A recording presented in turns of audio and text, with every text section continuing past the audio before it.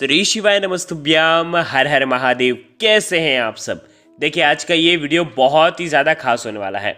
हम सभी जानते हैं कि आज 25 दिसंबर सोमवार के दिन चतुर्दशी तिथि है और आज का दिन बहुत ही ज़्यादा खास है क्योंकि आज दो बहुत ही शुभ और दुर्लभ योग का निर्माण हो रहा है। एक सर्वार्थ सिद्धि योग है और साथ ही साथ एक अमृत सिद्धि योग है। और आज के दिन करने वाले 3 विशेष उपाय के बारे में आज के इस वीडियो में हम आपको बताएंगे। सबसे पहला उपाय होगा बेलपत्र की जड़ में एक विशेष चीज़ डालना। जीवन के हर काम आपके होंगे सफल। दूसरा जो उपाय होगा वो शिवलिंग पर चढ़ा जल आपको स्वयं के ऊपर डालना है। कैसे डालना है जिससे आपकी जीवन की सारी परेशानियां दूर हो जाएगी। बहुत ही विशेष उपाय है। और तीसरा उपाय माता अशोक सुंदरी वाले स्थान पर घी की बिंदी लगाना और आपके घर की सारी परेशानियां हो जाएगी दूर। तो देखो, आज के इस पूरे वीडियो में हम 3 उपाय के बारे में बात करेंगे। ये तीनों उपाय पूज्य गुरुदेव पंडित प्रदीप जी मिश्रा की ही कथा सुन करके समझ करके समझाने का पूरा प्रयास करूंगा। लेकिन उससे पहले आप सभी से रिक्वेस्ट करता हूं, चैनल पर अगर पहली बार आए हैं तो चैनल को जरूर सब्सक्राइब करें। देखिए, सबसे पहला उपाय बेलपत्र की जड़ में एक विशेष चीज डालना है जिससे जीवन के हर काम आपके हो जाएंगे सफल। देखो किस प्रकार से करना है समझना। कई लोग प्रयत्न करते हैं, कई लोग प्रयास करते हैं लेकिन सफल नहीं हो पाते हैं।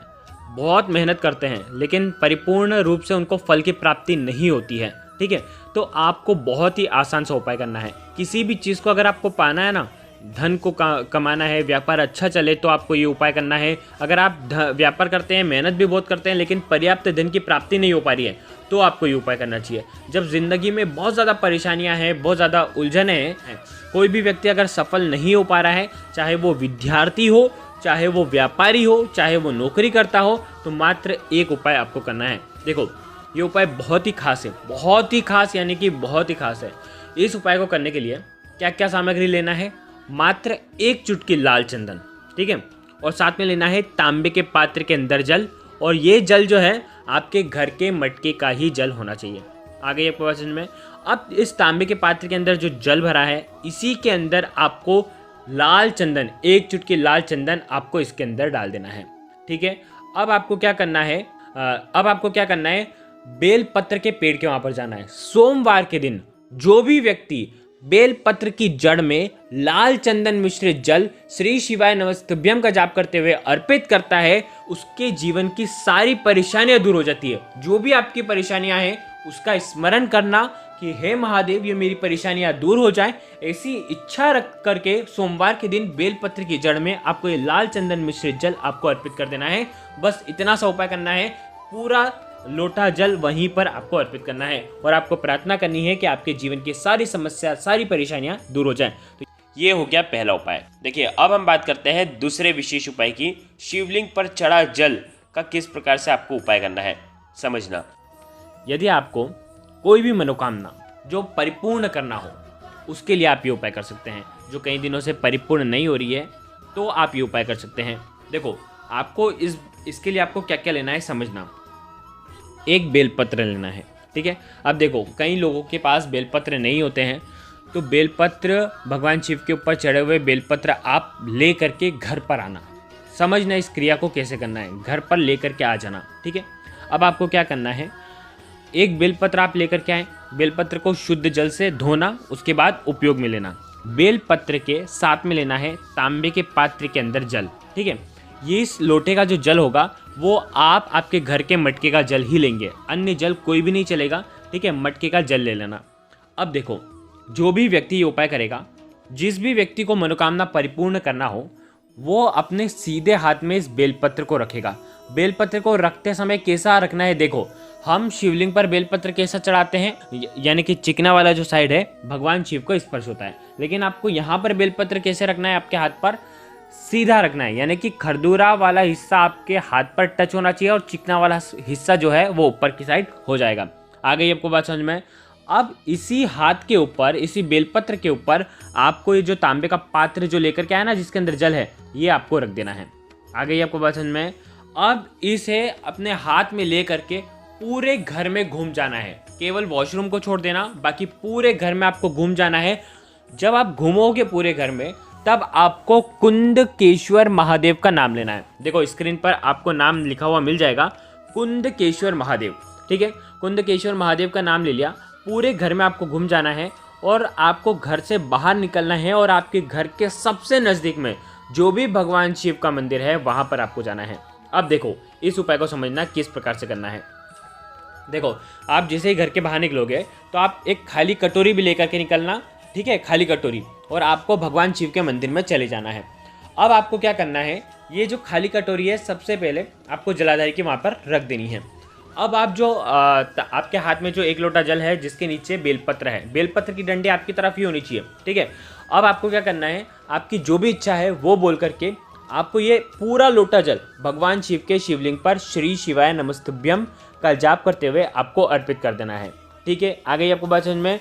इस प्रकार से आपने अर्पित कर दिया और वो जो जल होगा उसको आपको झेल लेना है। आ गई आपको बात समझ में। जैसे आपने पूरा पात्र अर्पित कर दिया, उसके बाद ये जो हाथ का जो पात्र है ये पूरा खाली हो जाएगा। इस पात्र को आपको साइड में रखना है और जो हाथ में बेलपत्र है, ये बेलपत्र आपको एकदम से आपको, आप जैसे हाथ उल्टा करोगे ना वैसे ही बेलपत्र भगवान शिव के शिवलिंग पर आपको अर्पित कर देना है। आगे आपको बात समझ में, सीधे हाथ से ही आपको अर्पित करना है।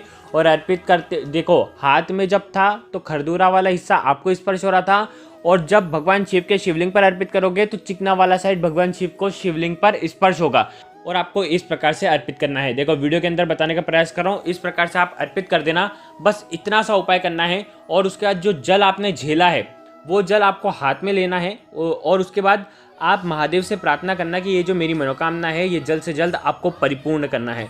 अब इस जल को ले करके आप आपके घर पर आ जाना और इस जल का छिड़काव स्वयं के ऊपर भी करना, घर वालों के ऊपर भी करना, और उसके बाद घर पर हर एक जगह पर आपको इसका छिड़काव करना है। बस इतना सा उपाय करना। यकीन मानिए आपकी जो भी मनोकामना होगी जो कई दिनों से परिपूर्ण नहीं हो रही होगी, या घर पर भी किसी की मनोकामना होगी जो कई दिनों से परिपूर्ण नहीं हो रही है, वो इस उपाय से परिपूर्ण हो जाएगी। बहुत ही प्यारा सा उपाय था। देखो ये हो गया दूसरा उपाय। अब हम बात करते हैं तीसरे और अंतिम उपाय की। घी की बिंदी आपको लगाना है और आपके घर की सारी परेशानियां हो जाएगी। तो कोई भी व्यक्ति किसी भी गलत मार्ग पर जा रहा हो, चाहे वो आपका पुत्र हो, आपके पिता हो या आपके पति हो, जो भी कोई भी अगर गलत मार्ग पर जा रहा है, गलत संगत में जा रहा है, तो आपको ये उपाय जरूर करना चाहिए। और साथ ही साथ अगर आपके घर में क्लेश बहुत ज़्यादा उत्पन्न होता है, बात बात पर लड़ाई होती है, तो भी आपको ये उपाय करना चाहिए। बहुत ही आसान सा उपाय है, बहुत ध्यान से इस उपाय को समझना। मात्र आपको 1 बूंद घी लेना है और उसी से अचूक उपाय करना है। मात्र 1 बूंद घी लेना है। अब क्या करेंगे, इस घी को लेकर के आपको जाना है भगवान शिव के मंदिर में, ठीक है। ये उपाय आप प्रदोष काल के समय करते हैं तो सर्वोत्तम होता है। प्रदोष काल का समय सूर्यास्त से 45 मिनट पूर्व शुरू हो जाता है और सूर्यास्त के 45 मिनट बाद तक रहता है। तो इस काल के अंदर, इस समय के अंदर करते हैं तो सर्वोत्तम होता है। सोमवार के दिन ही ये उपाय आपको करना है। करेंगे क्या, घी जो है आपको भगवान शिव के मंदिर में लेकर के जाना है।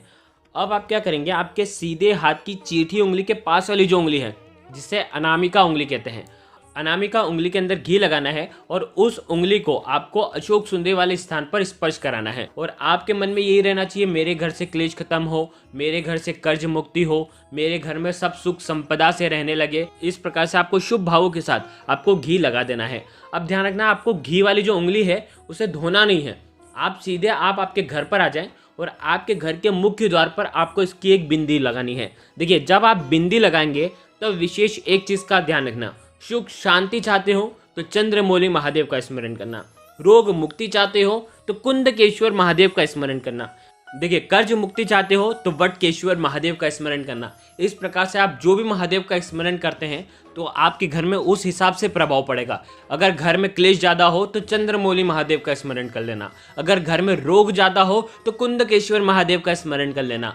यदि घर में कर्ज की स्थिति ज़्यादा हो, कर्ज आपको लेना पड़ता हो बार बार, तो फिर आपको वटकेश्वर महादेव का स्मरण कर लेना है। मात्र इतना सा उपाय करना है। तो ये हो गया तीसरा उपाय।